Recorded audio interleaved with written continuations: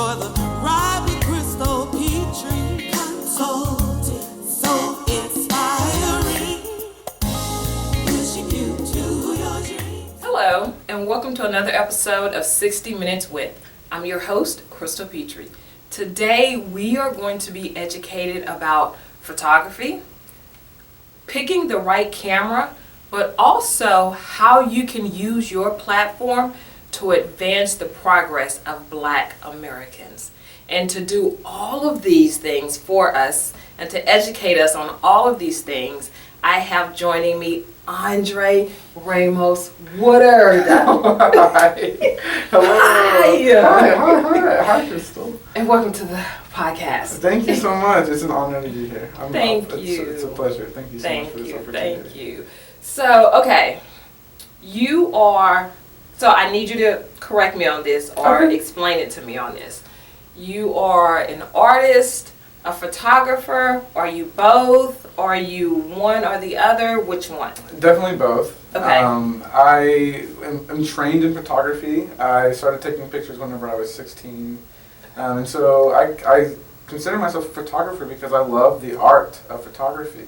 But I'm also an artist. I mean, I use the work that I make, whether it be photography based or mixed media that starts with photography, to tell a story and to kind of get my ideas across. And I think that's a lot of what artists do, is to tell their stories. So I'm definitely both, baby. Okay, Yeah, perfect. sure. So I'll refer to you as both. So it'll be like interchangeable. Okay, absolutely. Cool. Now, you said you started taking pictures at the age of 16. So how did that come about? Did somebody give you a camera for your birthday or Christmas or what? It's funny. So I went to Westbrook High School in Beaumont, right? And I moved to Beaumont whenever I was, I think, 15 from Nashville, Tennessee. Okay. And I moved at the very beginning of the semester, but like not early enough to get all the courses I wanted. And I was like, I want to take art. And they were like, well, we ain't got art. We got gym and we got photography. Okay. And I was like, okay, give me photography. Oh, wow. And what's funny is, shout out to my teacher, Mr. Loker. I love Mr. Loker. But I hated photography. I did.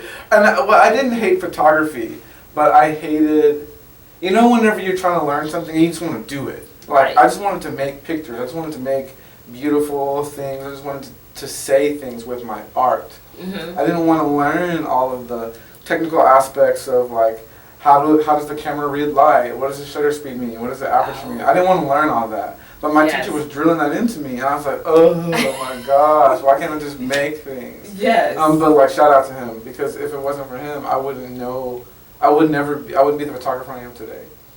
So yeah, that's how I started photography. I took a course just because I couldn't take art, and I was taking art. I mean, photography is art, so I fell in love with it. And then from Westbrook, you went to Lamar University here in Beaumont, Texas. Correct. And so what were those classes looking like? Those were amazing. Those were absolutely amazing. I mean, I will say it I will shout it from the rooftops. Lamar, especially the photography program, is so slept on. Like the teachers we have, Keith Carter and Prince Thomas, man, I got everything that I wanted from school. I really did. Really? I mean, so I hope they don't take this the wrong way. This is such a good thing for me. Okay. They teach in different ways. And I had Keith Carter, who was like they both championed me. But Keith Carter pushed me. He was like, this is good.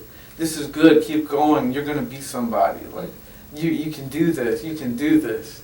And those courses were great. And that camaraderie was great. But also Prince's camaraderie of like, hey, this is good, but I bet you can do more. Wow. I bet you can push yourself harder. I bet if you think even a little more critically, it can take you somewhere you've never been before.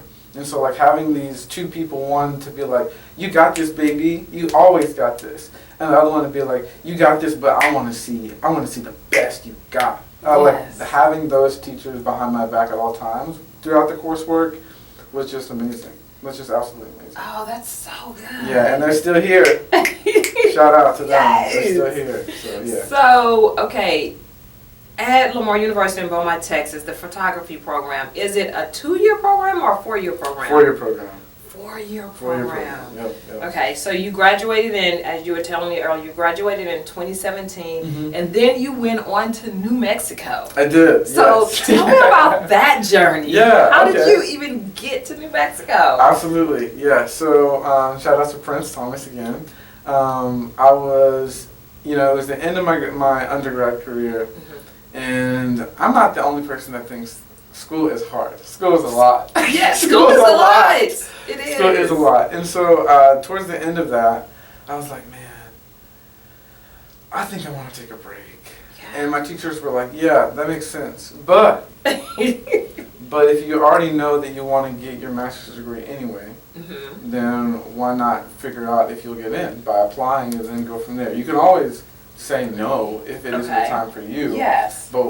But if you can get it out of the way, if you can get your degree earlier rather than later, and then have all the rest of the time to do whatever you want with, then why not?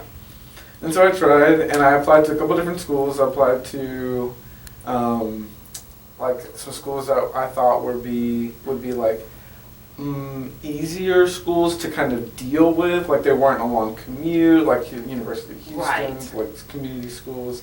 I applied to some dream schools that I was like, oh, over the moon, if I get into here, I would love it.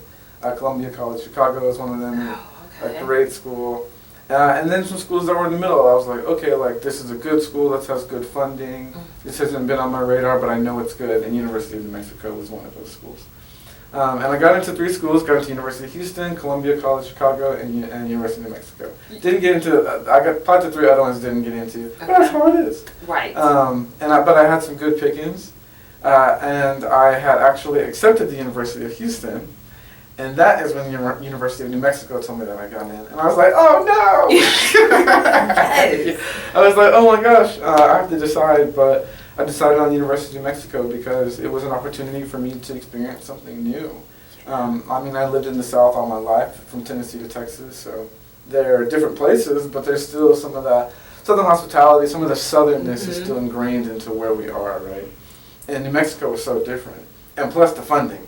Had to get the funding. Yes. So it's one of the few schools that gives you an in-state tuition waiver, alongside other scholarships and things like that too for the grad program. And so yeah, it was a great choice. And man, I can't describe to you how much my art changed, how much I learned about myself and the world around me. It was an amazing program.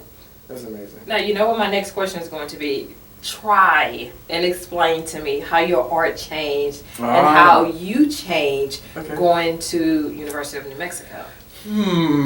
So, okay, that's a good question. So when I got into the University of New Mexico, I was thinking very critically about photography. Okay.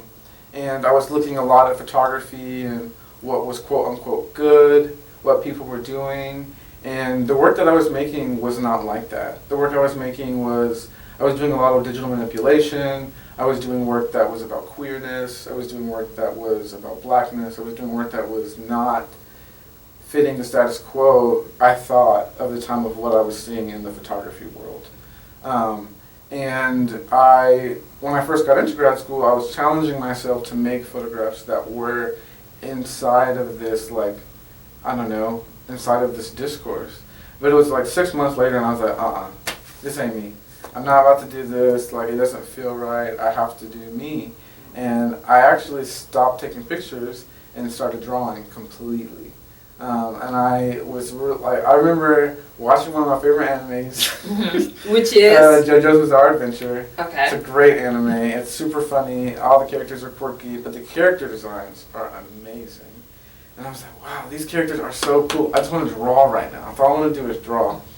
And I went into a studio visit with one of my professors, and I was super, super nervous because I don't know. I would put this pressure on myself of being in a photo school that I thought I had to make all those things.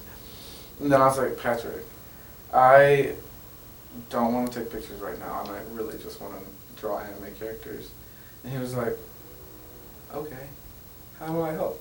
And that was the sweetest response I could have ever had. And this is what I needed though. Yeah. And I started drawing more, and I'm not a drawer.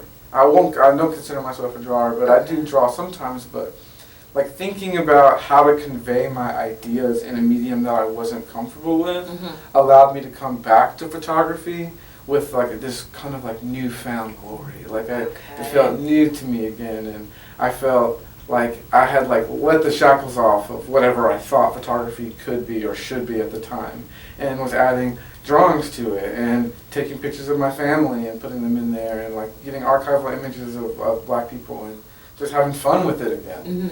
And so it changed for me because I like really found out how to explore and become myself even more through photography, and I don't think that I could do it any other way. Yeah. I hope that makes So sense. tell me, it does, and it brought me to another question. So tell me how you were able to, or what inside of you gave you the courage to be like, there's a couple questions. One, you said you were trying to fit into this box, like a photography box that, like everybody else was taking pictures like this and doing their pictures like this, but you realized, I tried for 6 months, okay, this is not me. So one of my questions is, how did you have the courage to admit that this is not me and then pivot and do something completely different? Because most people would say, okay, I want to do this photography thing or whatever thing. Everybody else is doing it like this.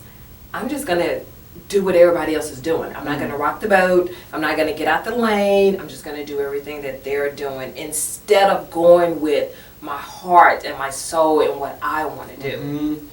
I mean, my advice to people would really be to stop listening to people, whatever that means. Like, I look at art all the time to get inspired, but I can get inspired by work, but that doesn't mean that my work has to look like theirs. That doesn't mean that my work has to even like pursue the same themes.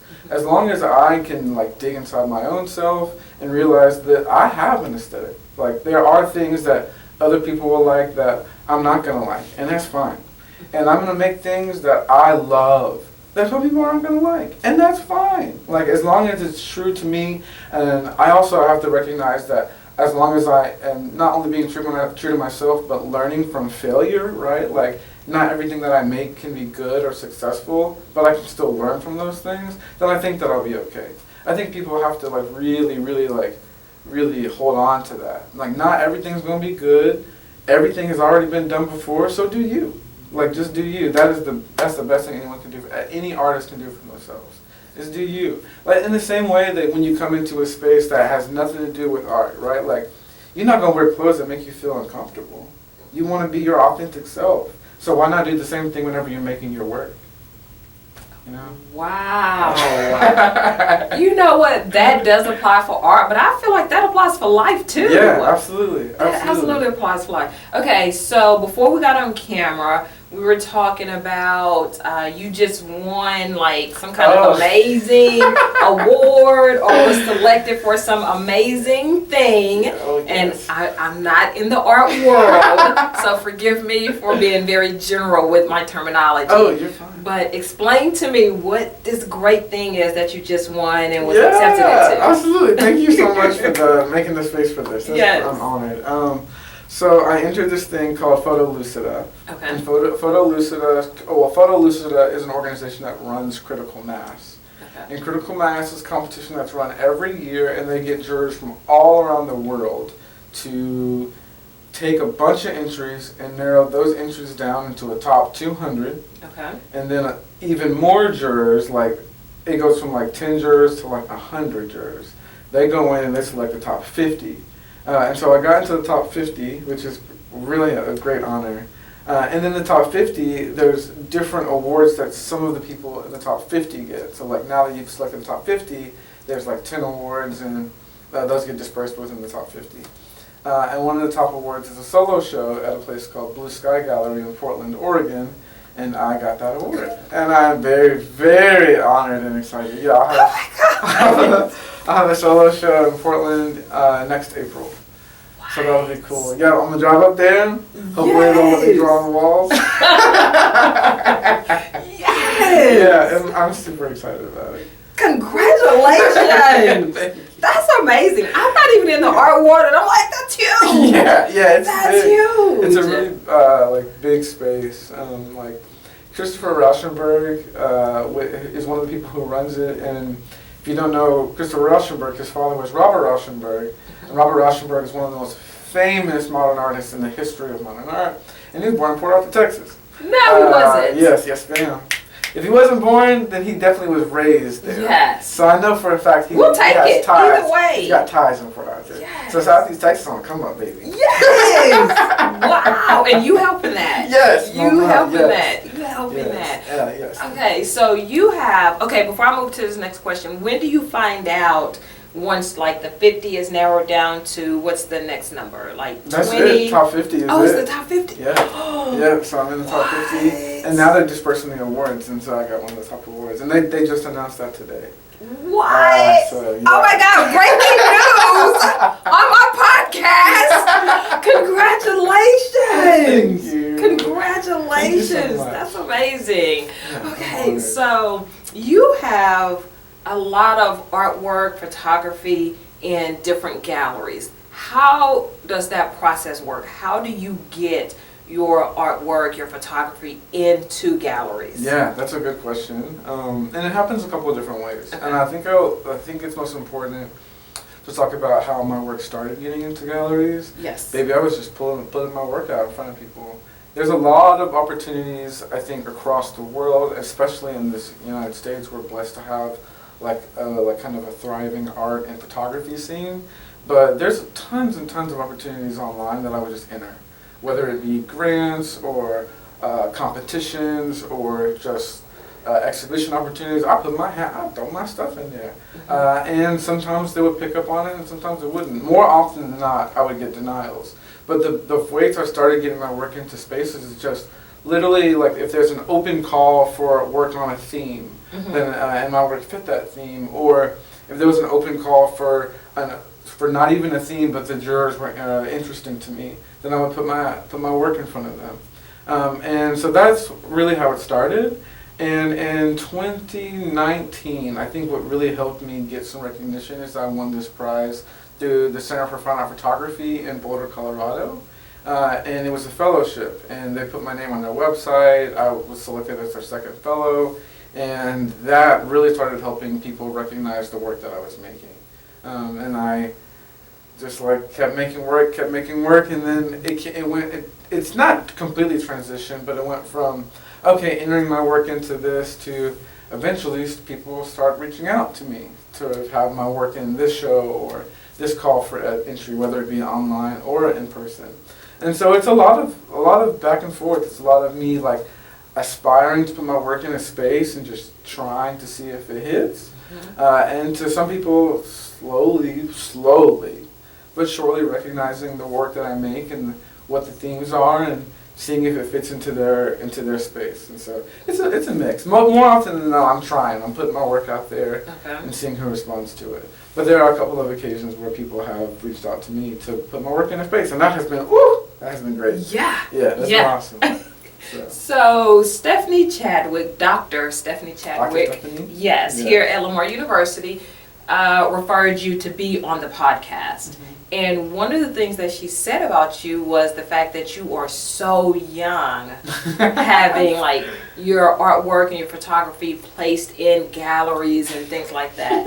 Now, again, I'm not of the art world, but is that something that people normally have happen to them when they're, 40s, 50s, 60s? Like, I don't know. Is it a big deal that you're so young having these things happen to you? It's weird to say yes. Okay.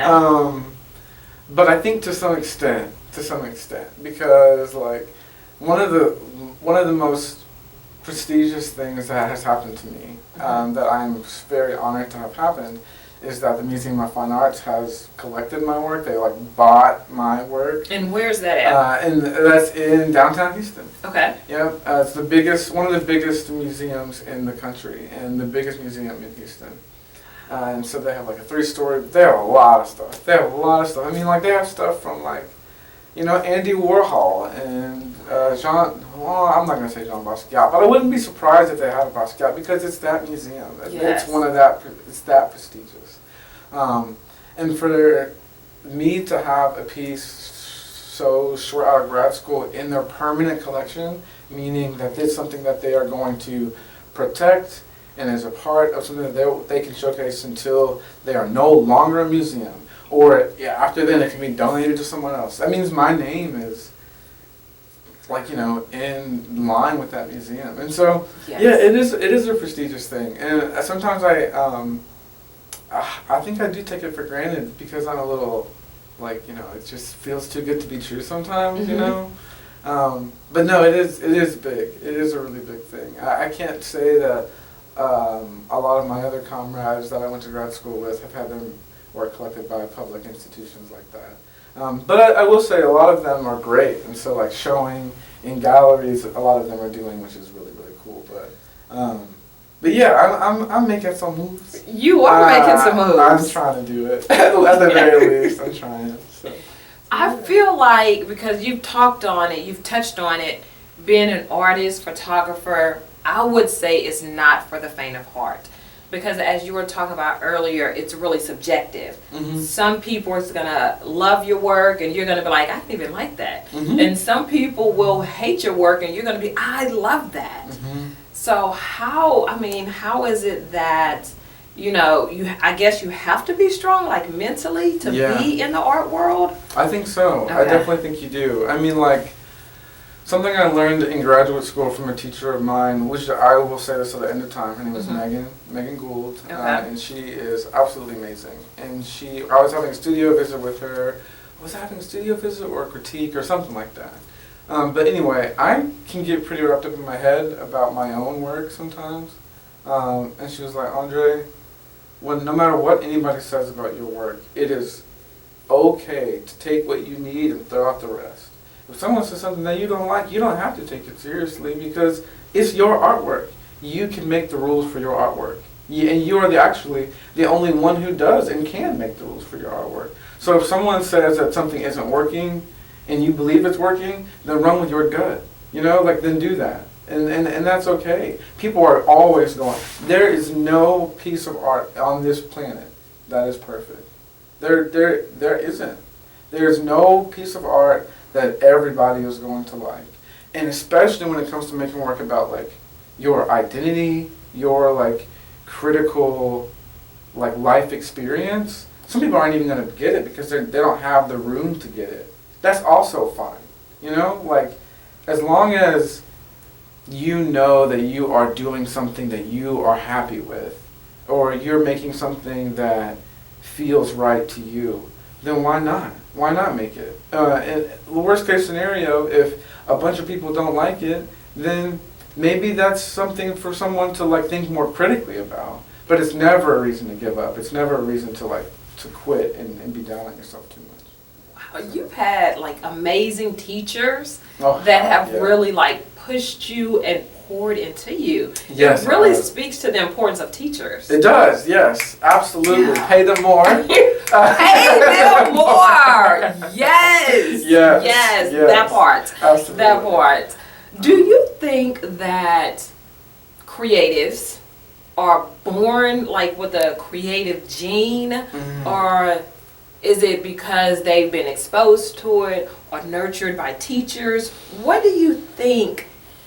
Where do creatives get that from? Because I feel like maybe everybody does. I feel like everybody does not have that creative eye, that creative vision. Yeah, I feel like creativity can be innate. Okay.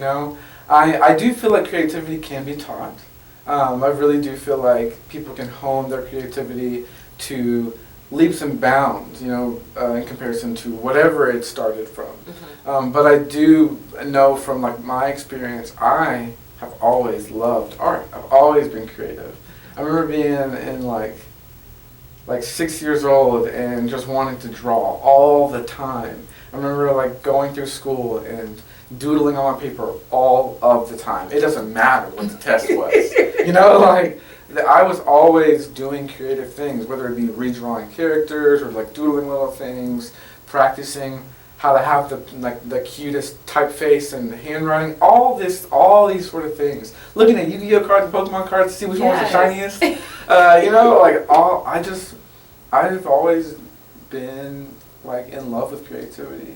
So while I do believe it is taught, I believe that most people that are creative or like really pursue creativity have it, it's something that they can't let go of, something that they can't stop doing. Okay. And that being said, there's a lot of people that do other things in the world that I go over to their house and I'm like, you are creative. Look at all, like my friend Kyle, one of my best friends, is probably the best artist I've ever met. But he doesn't make art. He's a woodworker and he makes some of the best pieces I've ever seen. The creativity inside of him can't be turned off, is what I'm saying. Like, even though he's not showing in galleries and doing this sort of stuff, it's innate and I see it. And so sometimes it's just part of it. Oh, okay. So as a photographer, how do you get people to pose for you? Do you just ask? Or do you pay? Is it people you know? So what is that? For me, so when it comes to the work that I make a lot of work that comes from my head. That's about mental health, or it's about Black people, or something that is from my experience. And so I don't pay models. I typically use myself, my homies. And there have been times when I'm like, please, I'll pay you in food. I'll probably buy pizza for us so we can chill. But yeah, most of the time, I just like, hey, I have this, like one of my friends, one of my best friends, I'm like, hey man, I got this idea that I haven't taken yet. Like, I need you to run towards my camera as I run towards you. It's just weird stuff. Okay. Like weird stuff that I could not ask a stranger to do. Right. But because it's one of my best friends, then he'll be like, all right. So, yeah. So I asked him. Okay. Yeah. What kind of camera do you use, or do you use several cameras? I use several cameras. Okay. So my main camera is a Canon 6D. It is a full format. It's a full frame camera, and those are good for portraiture. And so most of the work that I make is about people. I think portraiture makes the most sense in my work. It's a good camera. It's on its last leg. I also use a Fujifilm X-E4, I think is what it's called. It's a pretty small mirrorless camera. I love that camera. It's super compact and I can walk around with it. It's probably my go-to camera nowadays. It's not a full frame, so it's not as good for portraiture, but the pictures that come out so crisp and clean with that camera. And every once in a while, I'll use my phone. And I don't really like using my phone. It just doesn't give me the resolution. But there are times when it isn't about the resolution. It's about the meaning of the picture. And maybe even having that camera on my phone as a tool, like knowing that the resolution isn't as clean, knowing that the light is going to react in a different way, can do something beneficial for the conceptual aspect of what I want to get across. And so I use different cameras depending on, mostly I stick to my handheld cameras. But there are times when I use whatever camera's on me. I have a whole good camera. It's an old film camera that I suck at film, but it's fun. And so sometimes I pull that out every once in a while. So yeah, it depends. So you spoke about selling your art to what was the name of the art museum in Houston? The Museum of Fine Arts, Houston. The Museum of Fine Arts in Houston. So you sold your art to that, which for me, I feel like that means you're not a starving artist. Oh, I am. Are you? But you sold your artwork to one of the biggest art museums. I did, but it's hard out here. I mean, my full-time job is I am the exhibitions coordinator at the Houston Center for Photography. And that's what gives me that's what pays my rent.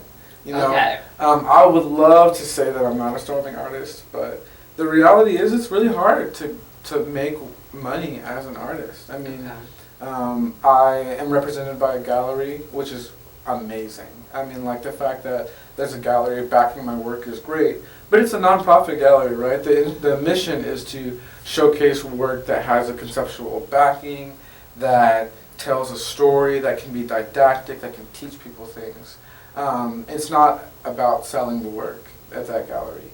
And I also, as an artist, am more in line with institutions that do that, that showcase shows to an audience that is all about teaching the audience something and telling them a story rather than selling their work. So I would love, I mean, like in a perfect world, I would love to just be an artist selling my work, but I ain't there yet. I'm just not there yet. And maybe one day I'll get there. I hope I'll get there. Oh, you absolutely will get there. Not a maybe. You will get there. Thank you. Yes. Well, I will get there. Yes, you will get there. You will get there. So we'll see. How do you know how much to sell your artwork for? Ooh. Do you just like Google it? I know you don't. I don't Google it. No. Okay, so how do you figure out how much to sell it for? But that is a hard question, but it's a good one. You got some heaters. Thank you. It's trial and error. You know, I'm gonna tell you this. The first time I ever had someone buy work from me, I sent them a price list, and they gave me a call because they were like, "Let's talk about this." Yeah, right. I was like, "Huh?" And they were like, "Baby, these prices are too low." And I was like, "What?" Yeah. I thought they were calling because they were too high. Right? That's what I was thinking. Right? I was like, "Oh no, what's up?" But they were like, "These are too low. I would give you way more than this." And so it's hard. It's really hard because, like, as an artist and as a person, as a human being, how do you know what to price your work? It comes down to so many things. Like my work, for example, photography is a reproducible medium in comparison to painting. Okay. So it makes sense that buying a photograph that you can produce so many times isn't going to be as expensive as a painting is. But that being said, if you have an edition of 5 prints, of 5 photographs, then you can price your images at a specific price point because, oh, but there's only going to be 5 in existence, so I can price them based upon this. To be honest, it's hard, and what I would recommend to anybody is ask someone around you that's done it before. Like like if anyone asked me, I would happily share my price list with them. But it's different depending on what is your medium of choice. Are those mediums editioned? How many editions are there? Is it a run of 3, a run of 5, or a run of 10? And then what about the size? Is it an 11 by 14 or is it a 40 by 27? Like there's all these things that go into it. But I don't know. I mean, I guess the first thing I would do is literally maybe. If you don't have anybody, like if you don't have anybody to go off of and ask, maybe it is looking at art auctions like artsy.com and just Googling it, Googling your favorite artist and seeing what they price it. And then Googling an artist that's like within your circle, like maybe someone 5 years ahead of you, not Basquiat and Andy Warhol, for example. Those are going to be the crazy price ones. Right. So who's within your circle, someone you look up to that isn't too far ahead of you? Maybe you can reach out to them, or maybe you can see their prices on their website. But yeah, I'll tell y'all the truth. I'll be selling my prints. Like if I sell a print to a friend, that's a different price than it is to an institution. Okay. Because the institution, I will recognize that that's a capitalist organization. They got some money. They're gonna pay me. They do. But if it's a homie, maybe I do a print trade with them, or maybe I know that the price is different because like they are not the institution that is going to have money just for artists to do this, to showcase their work. So it's different depending on the situation, whether it be what your art is or who's buying it. So did you increase your prices after that phone call? I sure did. Listen. Yes, exactly. I listened up. I was like, oh, okay, bet. Like, let's do it then. And that was a really good teaching experience for me. And you know, most people would not have done that. They would have shortchanged you or lowballed you and paid you whatever price you had on there, all the while thinking, oh, these prices are way too cheap, but I'm going to pay it anyway. I'm going to pay it because I'm going to get it. Yes. Exactly. So whoever that was, kudos to them. Shout out to him. Yes, kudos to them.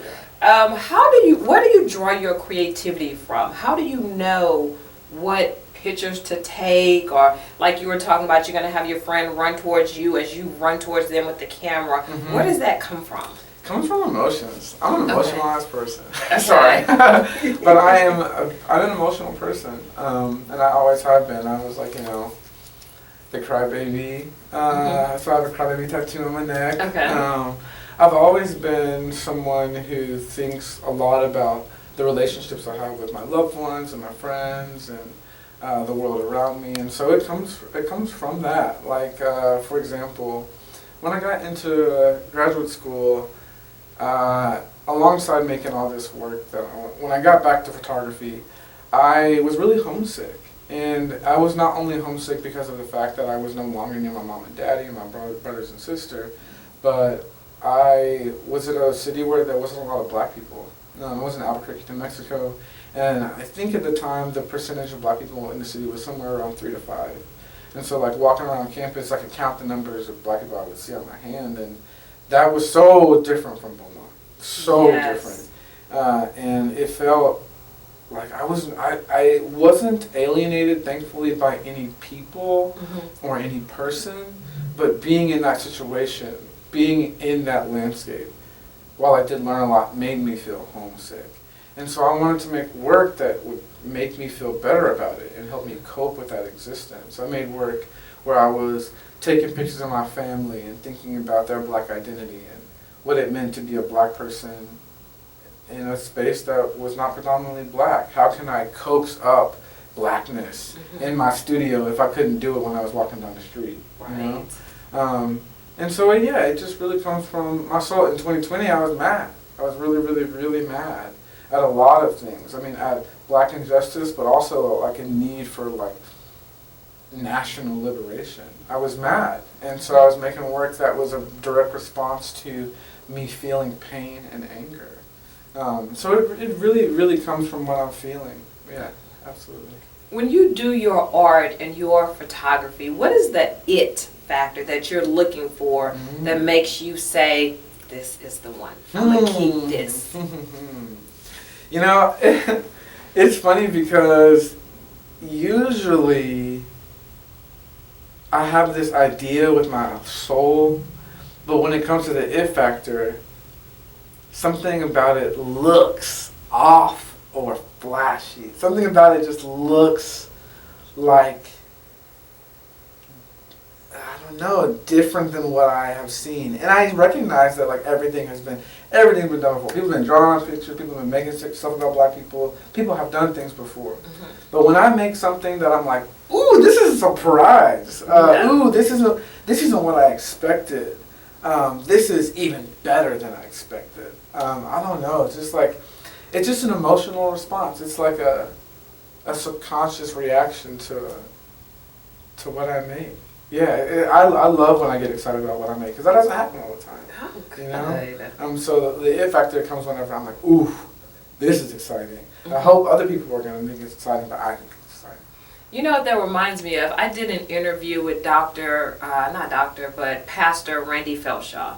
He's located here in Beaumont, Texas, and he said that one of the things that he realized about himself was when his passion and his purpose meets, there's a jump that creates like this excitement that he's never felt before. And that's how he knows, you know, this is it. Like, this is what I'm supposed to be doing. And I feel like the way you described, you know, your reaction to your it factor is the exact same thing. Your passion and the purpose meets in that piece, and it's like a jump. It's an excitement. Yeah, I completely agree. Yeah, I completely agree with that. I mean, like, whenever I'm making work, especially work that I mean for it to be like to teach people something. Like when I make work that is about black hair, right? It's about black hair. I'm telling you a story about the importance of black people. But when I make something that I feel like not just black people can invest in, when other people can learn from as well, and black people can celebrate, ooh, that's so fun. Yes. Yeah, absolutely. Whenever my passion for making art meets with like this like mission of creating something that someone can digest, oh yeah. There's a leap. Yeah, there's a leap. Exactly. I feel like photography is a perishable skill, and I could be wrong on that.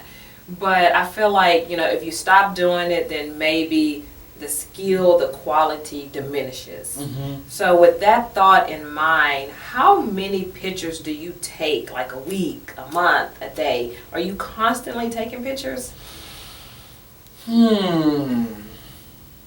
I feel like I constantly am, but I'm not like, so I'm not like a photojournalist. And I think that, and I say that in the sense that photojournalists typically be like, Right. taking pictures all day. Right. And I don't take pictures all day, but I do take pictures, like, I try to get into my studio to take pictures at least like once a week. And I try to get out of the house to take pictures just like walking around like maybe once every 2 or 3 weeks. Because I do agree with you, to some extent at least. I feel like I've done photography so long that I have like an innate eye for composition. I enjoy, like, I know what to look for. I can look at something with my camera and then look through the viewfinder and be like, nah, you know, and then look through something else and be like, oh, okay, this is good. Like, that comes innately, but I still need to take pictures. I just need to. Whenever I think about making art, I think photographically. And so if I have an idea, like this picture of my friend that I'm running from, like, or that we're running towards, like, I don't know, I just need to make it. I don't know why I haven't made it yet. So, but I as a studio, I consider myself mostly a studio photographer. Even though I don't like always go into a studio. Here, let me explain it like this. I was listening to a podcast once, and there was a photographer that described photographers as 2 ways. As sculptors and scavengers. And sculptors are the ones that construct the image. Whether it be inside of a studio or not, they're like, I have this idea, and I need to go make it. Alright, I'm going to go get this pedestal and put it over here, and I'm going to get somebody and put them in front of the pedestal. They're a sculptor, because they've composed the shot before it's been taken. And scavengers are like, okay, I have my camera, I have this idea, I'm going to go out into the world and I'm going to go see if I can find it. They take pictures of, I don't know, you know, the stereotypical, like, you know, black and white picture of a lawn chair. You know, that's like the stereotype. But, you know, what if that is your idea? What if that does convey your mood? They go out into the world and see something, and that's how they use their camera to respond to it. Those are scavengers. So I consider myself mostly a sculptor through the eyes of the camera. But I do need a scavenger every once in a while, too. Okay. So. And that was a great analogy. Like, I completely understood that. Cool, okay, good. I completely understood that. Okay. So something else that Dr. Stephanie Chadwick said about you is that you are using your talent and your art to progress social justice. Why did you decide to do that? Oh, it's necessary. I think it's absolutely necessary. I mean, like, as a queer black person, as a marginalized person, anyone that's in a marginalized community understands that they have been in positions where they haven't had the privilege and power to say everything that they wanted to say, maybe, or at least feel like they should feel, as free as they should feel in their own body. That's period. Like, you know, like, as long as people need more, then I think it's necessary to make work about people needing more. Like, people have to recognize who's at the top and recognize how can we actually become an equal society. I don't keep making work like that until the end of days. Until it's equal, then I will keep making work about, like, a necessity for black people to have equality, a necessity for queer people to have equality, a necessity for mental health. And best believe I'm going to stand up beside every BIPOC person, every trans person, every woman, every disabled person too. So, like, until everyone's free, we're going to keep fighting for freedom. Absolutely. Yeah. Yes. Yeah, absolutely. I'm here for that. What age did you start using your art and your photography to push social justice issues? I think I was like 22 or 23. So it wasn't a whole, I'm 29. So I feel like it wasn't that long ago. In undergrad, I was making a lot of work that was just about, you know, just fun, emotional stuff. That was like, I don't know, trying to like make my friends into Greek gods or make something fun. But I don't know what happened. I think it was the first time around that time, 22, 23, is when I had to deal firsthand with a racist interaction. Okay. Like, And I'm blessed to be that old to have waited a long. I mean, Right. well, it wasn't the first time, but it was the first time that it was a real personal interaction, right? And I was like, wow, this sucks. This is not fun. And this isn't even that big, but this is big to me. Mm-hmm. This doesn't feel good to me. So I'm definitely about to make some stuff about it because I need to get this out of my head.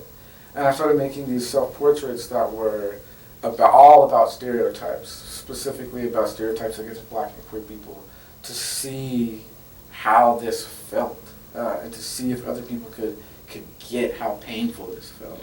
Mm-hmm.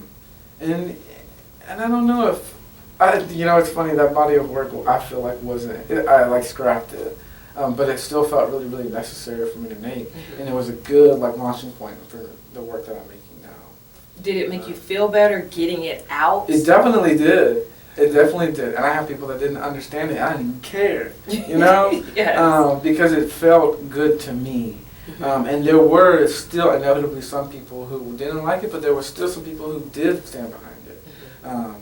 And at the end of the day, I scrapped it because it didn't feel good at the end of the day. But it doesn't mean that it didn't do something positive for mine.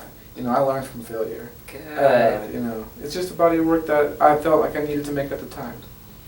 So after that moment and making that body of work, were you scared to continue making work that talked about racial issues and racism and the way that America has depicted Black people? Because normally when people start doing stuff like that, it's because they've made it. They have all this money, they're at the top of the heap, they're like at the top of their industry, and it's kind of like, well, I don't have anything to lose now, so now I'll start talking about social justice. Now I'll start talking about racism. So were you scared to start doing that so early on in your career? I was not. Really? I was not scared. No, I wasn't scared because I was way more agitated at the people who would not stand up than I was scared. Now there are some things that I'm not gonna lie, that do scare me. Like anarchist behavior to some extent scares me.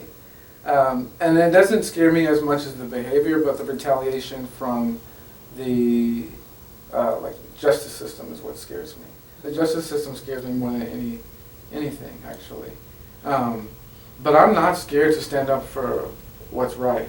And what's right is working class solidarity. What's right is, justice for BIPOC people. I'm not scared. And I will stand up in front of anybody and shout out from the rooftops, People need support. People need to be themselves authentically, culturally. And there is no ifs, ands, or buts about it. So I will stand up and say it. It needed to be said whenever I started making work about it. And I'm not done talking about it either. Good. I'm glad you're not. Yeah, absolutely. So let's start talking about a few of your specific pieces. And I really want to dive into, what you were thinking, what you were feeling when you created these pieces. Let's go. Absolutely. So the first one we're going to talk about, this is the United States flag. It's torn. You have faces all over the flags, and the faces are what was used to depict Black people in a disrespectful way. I would say, 60s, 70s they were doing that, probably still in the 80s and 90s as well. 20s, 30s, all the way up to 2000s, actually. Right.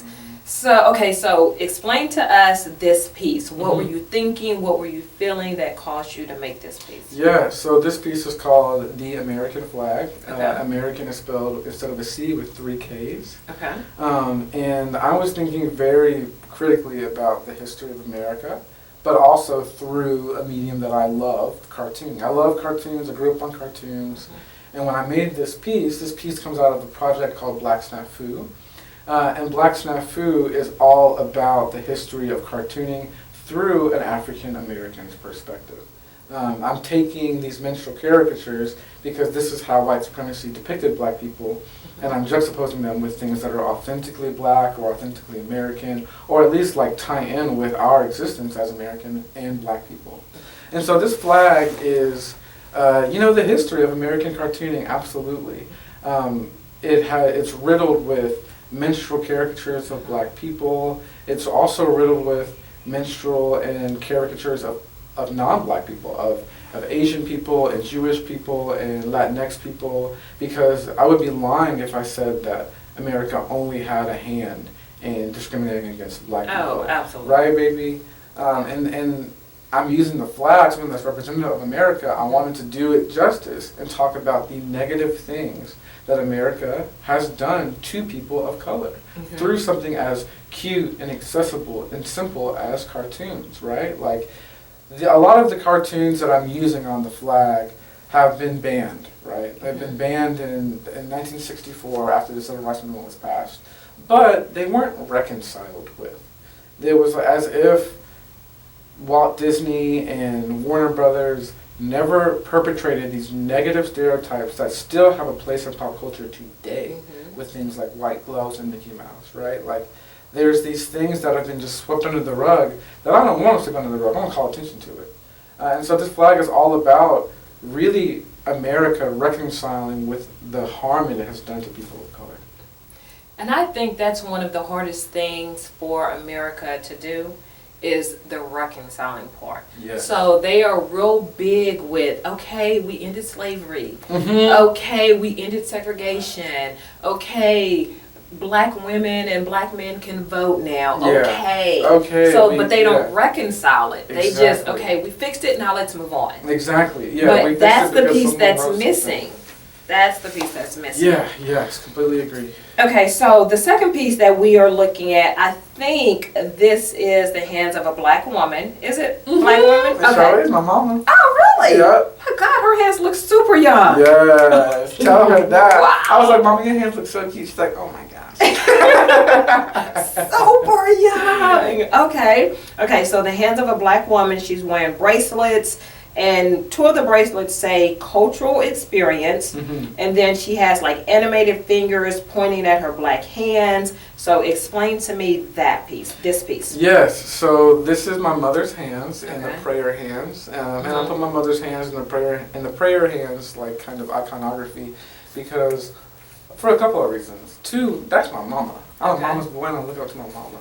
And two, my mama is a black woman. Black women have had to go through some of the most difficult things in the existence of the human race, at the very least, at the hands of America. So I'm going to idolize and celebrate my mama as a black woman and as my mama. And my mama is a black woman. Cultural experience is not what makes her who she is, but she will always be authentically black. Always be authentically black. And regardless of the way the pop culture sees anybody, no amount of gold and chains and whatever can make anybody else black, but my mama will always be black with them hands. You know, she'll always be authentically herself and representative of an amazing group of people. And the white gloves are pointing to that, because it's a little bit of an oxymoron. They're pointing to the cultural experience, saying that these white gloves are not what is actually authentically cultural for black people. They don't. Even though they have a connection to vaudeville and minstrelsy, not black reality, but my mama does. My mama has the cultural experience. And so that's what I'm thinking about with that piece. Wow, I just got that. I just got that when you explained that. Yeah. I completely get that. Good. Very good. Okay, good. Very good. I'm happy. Let's see. The third piece is a happy black mouse. And then you have someone's hair locks cut off. They're on the floor. So explain to us this piece. Absolutely. This piece is called Melodrama. Okay. And these were my locks that I cut off. Really? Yes. I love my locks. But we repping the fade now. It's all good. But no, so this is a piece called Melodrama, and we have Mickey Mouse as a minstrel caricature jumping over the locks. And I cut my locks off and put them on this white background to celebrate them. You know, like they're really the star of the show. And for anyone that has had locks, and especially black people that know about locks, it is not an easy thing to do. There is, or at the very least was, I think still is, a stereotype that locks can be messy and dirty And that is absolutely not the case. Even freeform locks take a lot of care and take a lot of specific maintenance, right? And so I'm glorifying them by have this mouse jumping over them with his hands open. But he's a minstrel character. That's Mickey Mouse from literally an old cartoon called Mickey's Melodrama that came out in the 1930s. And what I love and hate about it, what I love like sinisterly so I can reclaim him, but I hate about Mickey Mouse is literally a minstrel character. He is a fully black character with white gloves and big mouth. He comes from minstrel cartoons. I did not know that. He does by definition. But Mickey Mouse is so popular that he has elevated himself beyond minstrelsy because he is Mickey Mouse. He's not Minstrel Mouse, he's Mickey Mouse. But he does have ties to it. So in this cartoon, he covers his face in soot and puts on locks, even though he is literally a minstrel caricature. But because of Disney, because he's elevated himself beyond blackness because of popularity, he has to go out of his way to put another outfit on above his minstrelsy to then be a minstrel again. So it's just crazy, like the fact that it's been, I don't know, manifested in such a sinister way by popularity and by Disney. And so I'm calling attention to that, for sure. Yeah, you are. I had no idea that was the origin of Mickey Mouse. Yep, Mickey Mouse is a minstrel caricature. And, I mean, like, it's not to say that, I mean, like, yeah, Disney cartoons are cute. Cartoons are accessible, and there are positivities out of it. Right. But let's not forget where they came from. You know, like, yes. Let's talk about it. Yes. Okay, so your fourth piece, I would say is my favorite. Okay. I would say it's my favorite. So to me, it looks like it's a study lesson written out on the chalkboard. And then, so on the chalkboard, it has like requirements on it. It says some things like, I will not talk about critical race theory. I will not make white people sad. I will not talk about America's complacency and white supremacy. And the teacher, or maybe it's the student, it's a black teenager, like a cartoonish black teenager. So tell me about this piece, which my favorite. Yes, absolutely. This piece is called United States Education System. I almost said education system. And I actually took this piece here at Lamar. Okay. In the art building right over there. And my husband helped me, like, write all those things on the board. But this piece was made in 2022, and I think it was a response to all of the stuff that was happening and still is happening in education. Yes. Like the fact that we are banning books about literal liberation and about black history and about people of color's history. And we're really ridiculing or pigeonholing our students by teaching them only specific things, a very whitewashed, very colonialist, Eurocentric idea of what America is and can be, rather than actually what it is and what it should be. And so I got really pissed off, and I made this piece as like a parody of what people are learning, right? Like people are learning ways to not make white people sad. That's exactly what at it the is. hands of, and who's suffering from that? Black and brown people, because their histories are being erased while our education system just says, oh, well, it was cute at one point, right? But we're not going to talk about that. We're only going to talk about the good parts. We're not going to talk about what harm was done to your people. We don't want to, or nor do we have to talk about what we need to unlearn, right? And so I'm really taking a big hit at the education system. And so the character is Vince LaSalle, is from Recess. That's an old cartoon I used to grow up watching. And he's like pointing to, how, like in chalkboards, I never had to do this because I was a good kid, but they have to write all these things on the chalkboard. I will not do this, I will not do this, I will not do this.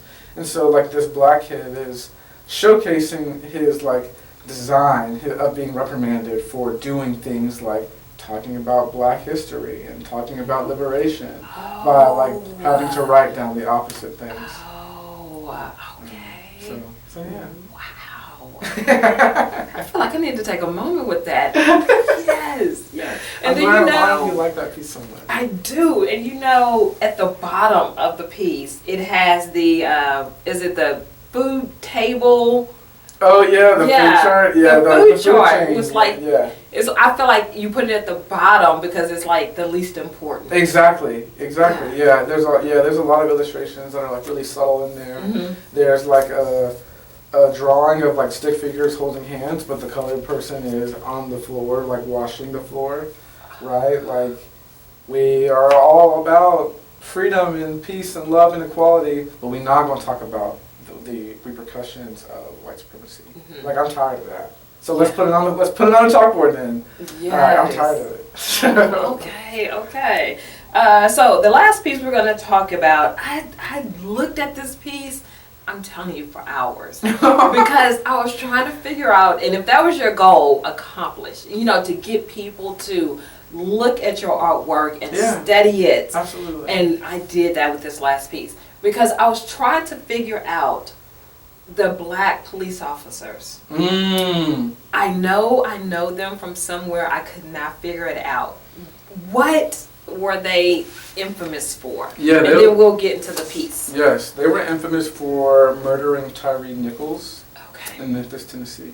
Okay, Yeah. that's what it was. I was like, I know these black police officers from somewhere. I could not figure it. Okay, that's what it is. Mm-hmm. So this piece is called Cooning and Buffooning. Mm-hmm. And so tell me about this piece. So you have coon written, on there. You have like the red lipstick on there. Mm-hmm. You even talk about, which is like in the black community, an absolute no-no. Oh yeah, the edge the out. edge You up, girl. better. I sure did. You better have this edge. Yeah. You better. And you pointed out I sure that the did. edge was not. None of them. None of of them was them. good. None of them. None Like of you them. black, you know better. Exactly. You know better. You know how to picture that? Yeah. Come on now. Come on. Okay, so tell us about Cooning and Buffooning. Cooning and Buffooning, yeah. So this is a piece that I made out of anger. Okay. Another piece that I feel like I had to make. I made this piece because those cops don't even know their names. I don't want to give them names. I don't want to give them that credibility anyway. But those 5 cops were the 5 cops that murdered Tyree Nichols in Memphis, Tennessee, by beating him to death. There's police cam footage and everything. And so I'm not a big fan of the prison justice system. It is not a secret. I don't support it. And when it comes to cops, the amount of harm that has been done to black people by the prison industrial complex and cops in general is absolutely too much to be ignored. And so, honestly, I don't understand how anyone can let this happen. I mean, who can understand that too? But when it comes to black cops doing harm to their own people in the uniform that they know has been a perpetrator of that, no, absolutely no, ma'am. They are coons. If you are going to go out of your way to put on a uniform and harm your very own people, you might as well denounce your black card, baby.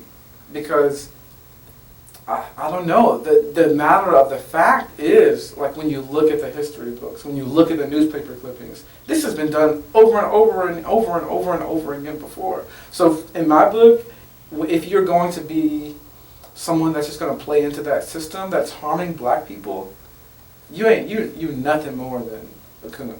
And so that's why I went out of my way to make them minstrel caricatures. They are not black by my book. Black people don't do that to other black people. Black people don't get up in a uniform that they know makes them have authority over other people and then use that power like that to your own people. You don't do that. So to me, they are nothing more than the minstrel caricatures of black people. Black people in a uniform, dressed up to be black people. But you're not black. You don't deserve that. You don't deserve the glory and celebration of being black if you're going to do that to young people. Yeah. So that's my take on it. Yes. Okay, so your website, and I told you this a few days ago, I social stalked your website. I did. Like, I'm just going to be honest, Andre, and to my viewers and my listeners, I have become a fan, a stan, as Eminem would say, a Eminem, shout social out. stalker of you. Like your you. artwork, I have been just like looking at it and like, okay, what does this mean? And what is he trying to portray here? And then your website is such an extension. Thank you. Oh my God. So, okay, I'm talking about your website. What is your website so other people can become? Absolutely, yeah. My website is my first and last name, AndreRamosWoodard.com. Okay, perfect. And I will make sure and have that on so you can go to his website. Oh, Please thank you. go to his website. So this is 2 questions. What is your intention with your website? Because you have some bold, in your face, I'm not apologizing for. It is what it is. Pictures on your website. Yeah. So what is your intention for your website? And my second question is, what is your personal intention in this movement of social justice? Okay. My intention for my website is for people to know me authentically in every single way. And I mean, like, the fact that I am loudly and proudly black and will always be that. You're going to find work on there about that. I'm queer. You'll find work about, like, you know, me and my husband. You'll find work that, you know, about mental health as well, about, like, depression and anxiety. And all of those things are real, and all of those things are part of me. And I have no reason to hide them from anybody. So you're going to go on my website, you're going to find some pretty dark pictures. Yes. You're going to find some pretty real pictures about America. You're going to find that stuff because not only is it authentically me, that is my lived experience, and I bet someone else has that lived experience too, right? And so it's authentically me, but I also hope people can learn from, you know, me being authentically myself, whether it be, oh, I relate to that as well, or, oh, this person's authentically being themselves, well then me too. You know, like why not? And so my goal for that is to show people who I am and hope that I can give some insight into people being themselves as well at all times. And then the second question, what is my purpose? Yes. Oh, my purpose in all of this, I think my purpose is to make space for the next person. Okay. You know, I absolutely hope that there are people that can really. I want to teach people. I want to teach people all of these things, that they can be themselves, but I want to teach people about how to liberate, how to organize. And I'm not the best organizer in the world or anything like that, but you know, I've tried it before and done a little bit of stuff before. I got like a whole rules of the road against cops on my website. Okay. You know, You sure do. I read those. Yeah, so like how to, I want to make space for how can people, especially marginalized communities, authentically be themselves in this planet and in this world, and how can I assist in them? I want to use my work to assist them. Okay. So is there anything that you will not talk about? It's a lot that you talk about in your artwork, but is there some things that I'm not going to touch this subject? There are things that I won't touch because I don't have the experience to touch them. Like, I don't have any reason to talk about, I can talk about the BIPOC experience as a BIPOC person, but I can't talk about the Latino or Latinx experience. I can't talk about the woman experience. I can support those experiences through my actions, but I don't feel like I have the means to represent them because I don't have that experience. I can learn from them and I can push them. Like for example, as a male-bodied person, I have privileges that women do not have. So I best use the privilege I have to support women, but I don't have the expertise as a non-woman bodied person. And so there are some things that I don't want to touch just because I would feel like I'm overstepping boundaries, but I don't mean I'm not going to be an advocate because I will still be an advocate. Yes. But yeah, there are some areas I won't touch. Okay. Now you have, and we've spoken about it throughout the podcast, you have your artwork in different galleries. Are you surprised, because I'm just going to be honest here, are you surprised that the artwork and the photography that you make and create, that's very bold, that's very in your face, that's pointing out the racism and the minstrel shows that America has bestowed upon black people. Are you surprised that that artwork is in white-owned galleries? I'm not surprised. Really? Yeah, I think I was surprised a little bit at first. But I'm not surprised because I've luckily had, so there's a couple, maybe one instance that I can think about of where tokenism was a part. Okay. But I quickly was like, whoop, let me get out of this real quick. But mostly I have had great experiences of white people who are like, fuck, I need to learn. Yeah. And so I've had a lot of experiences where white people are like, where it's not about, them wanting black art. It's about them making space for a black artist telling their story or telling a black story. It's a huge difference. It's a huge difference. And so I've mostly had experiences that have been positive. I will say though, I haven't had as many, like a lot of the, like I've shown in Santa Fe, New Mexico. I have a show in Portland, Oregon. I've shown in Kansas City. I've shown in Chicago. So these are great places. But I need a show in the South. And I am thinking that, like, where do white people at in the South that want this work? Yes. So that's where I kind of scratch my head a little bit. I'm like hoping to show. I mean, I've shown in Houston, but it was where I currently work. I want to show with like, I don't know. I want to show in a southern city that I know needs work. Houston is Houston. I want to show in somewhere where people can listen up. That's what I love to do. Yeah. So we'll see. So since we're talking about art galleries, where are some places, like if people wanted to go and see your art, or if people wanted to go and purchase your art, where can they do that?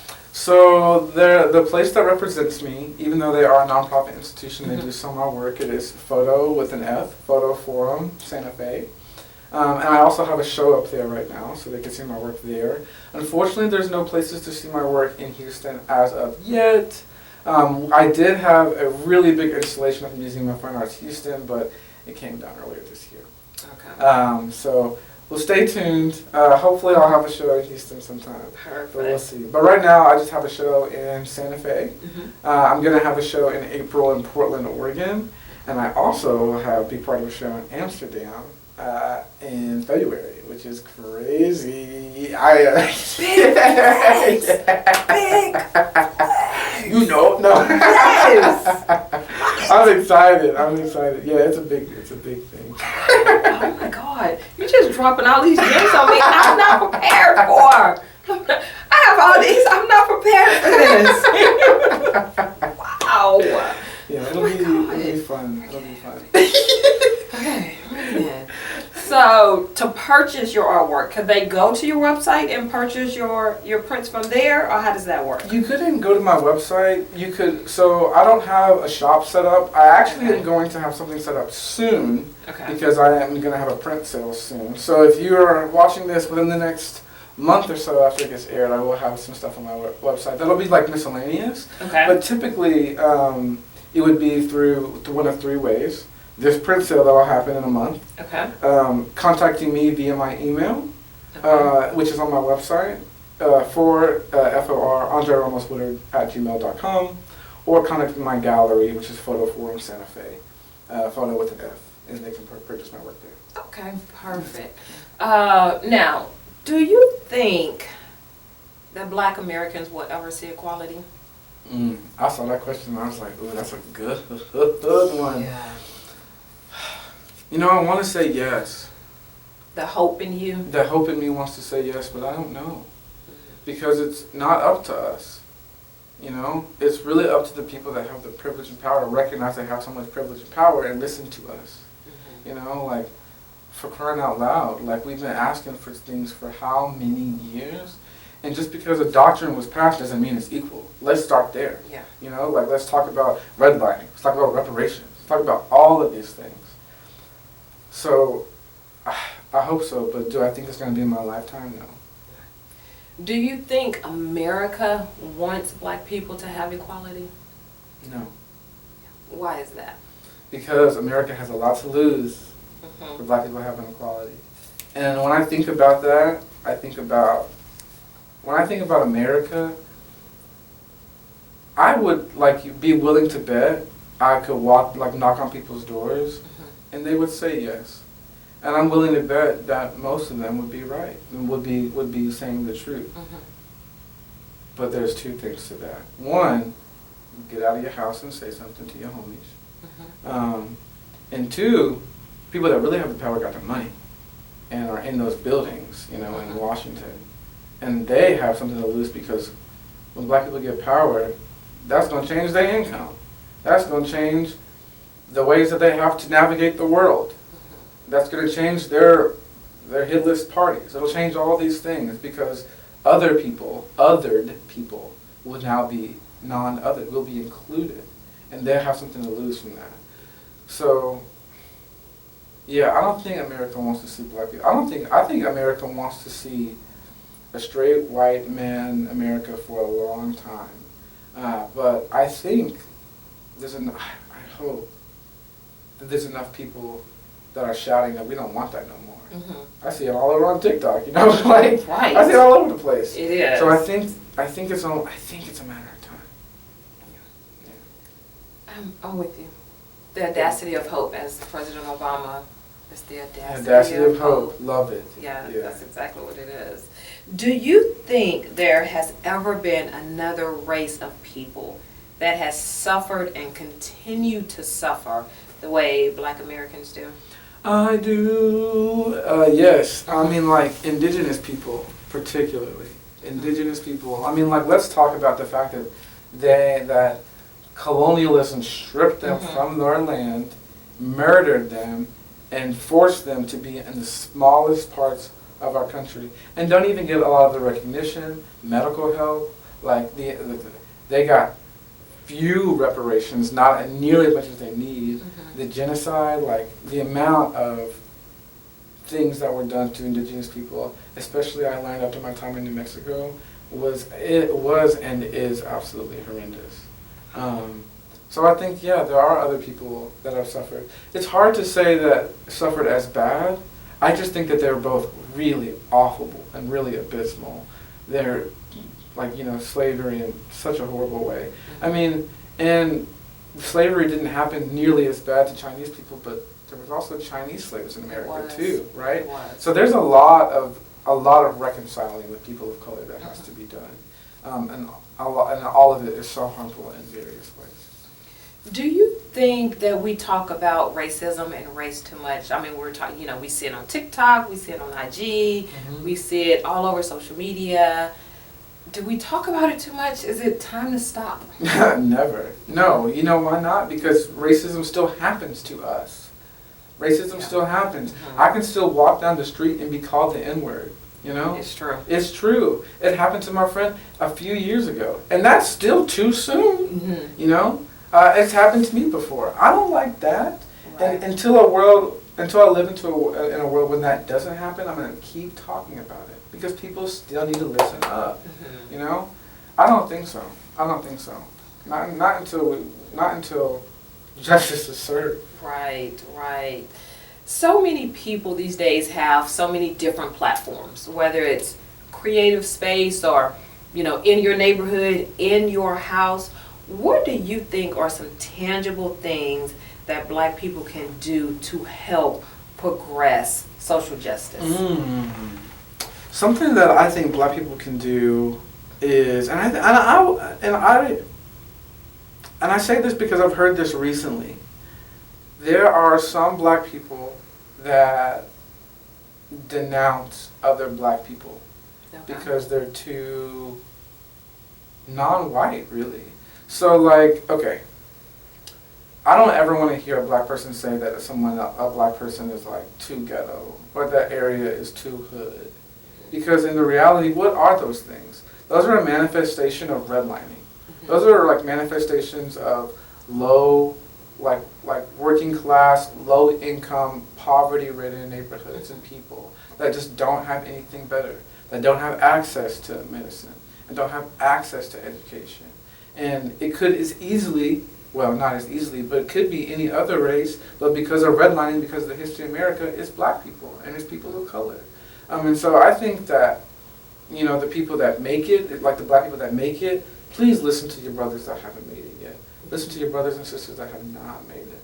Because the second that we distance ourselves from our very own people, we create a divide that we don't want to, and we're falling into the trap of white supremacy, right? Like, who's going to define my luxury?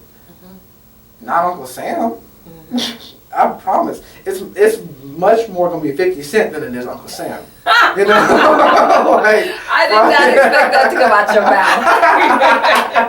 mouth. But it's the truth. I mean, like, I want to see, like, I don't know, the come up for me is it can look all kinds of different ways, but it looks, like, I look to black people the most because they've had to do it in ways that other people can't. And that's also part of my identity. I looked for black people who have made that space for themselves. So black people, make space for yourself and make space for your black homies. Like, always. So, same question. What do you think white people can do to help progress social justice when it comes to black America? Definitely. White people can listen, do some research, literally read James Baldwin, read Franz Fanon, you know, read these amazing authors that have been talking about black solidarity, like, you know, Huey P. Newton. Read these people that have been talking about it. And Huey P. Newton talks about the fact that black liberation can't happen just by black people. And he was part of the Black Panthers. He was talking about, like, in order for us to rise up and really have a revolution, we're going to need Asian people, we're going to need Latinx people, we're going to need white people, especially white people. You know why? Because they have the voice that has the power in these specific situations. Exactly. We need them to listen to the people that don't have the voice and give them that voice and make space for all of us. So I think white people can be a voice for marginalized people. In the same way that men need to be a voice for women, in the same way that able-bodied people need to be a voice for disabled people, white people need to be a voice for people of color. Absolutely. You have educated, you have spoke your... Speak the truth. Yes. You have been amazing. Thank you. On Crystal, this amazing. podcast. I mean, oh my goodness. This is an honor. This is really a true honor, and I'm really happy to have a friend of you. So. Thank you. Yeah. Thank you. So as we get ready to end this podcast, and I'm going to be honest, like, I don't want to end this podcast. Oh, me neither. I don't want to end this podcast. I have so enjoyed talking to you. God, this has been great. Okay, but we do have to end it. Unfortunately. Yes. So my last question to you, Andre. Who do you think would be a great guest on the podcast, but you have to help me get them on? I got you, yes. Okay. So there is a homie of mine. Her name is Jennifer Marion. Okay. She is also an artist. She is an amazing artist. She's a graduate student right now at the University of Houston.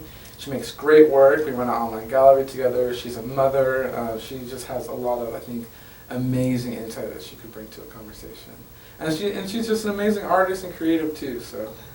She's doing a lot of cool stuff, so I can definitely help you get her on here. Perfect. Thank you. For sure. Thank you so much for sitting down with me on the podcast. I appreciate it. Thank you for this pleasure. It's been an honor, for sure. Thank you. And thank you so much for tuning in. And yes, this is why I love him, y'all. Do y'all see? You see why I love him? And I just met him, and I love him. And it won't be the last time we love each other. Exactly. Yes, exactly. So thank you for tuning in and enjoying this podcast with us and learning and laughing with us. You can get this podcast and all of my other podcasts on YouTube Podcasts and Apple Podcasts. And remember, you always have time to listen and learn on the go. Sit back, buckle up, enjoy the ride.